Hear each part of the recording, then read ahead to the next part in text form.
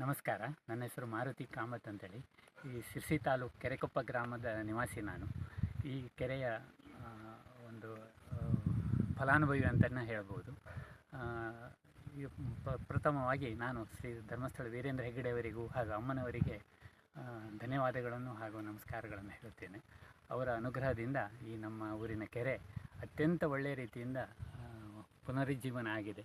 ನಿಮ್ಮ ಕ್ಷೇತ್ರದ ವತಿಯಿಂದ ಮಾಡಿಕೊಟ್ಟದ್ರಿಂದ ಈ ಕೆರೆಯ ಅಂತರ್ಜಲ ಕೂಡ ಬೆಳೆದು ಇಲ್ಲಿ ಎಲ್ಲ ರೈತರಿಗೆ, ಗ್ರಾಮಸ್ಥರಿಗೆ, ಕಾಡು ಪ್ರಾಣಿಗಳಿಗೆ ಎಲ್ಲ ಇದರಿಂದ ಬಹಳ ಅನುಕೂಲ ಆಗಿದೆ.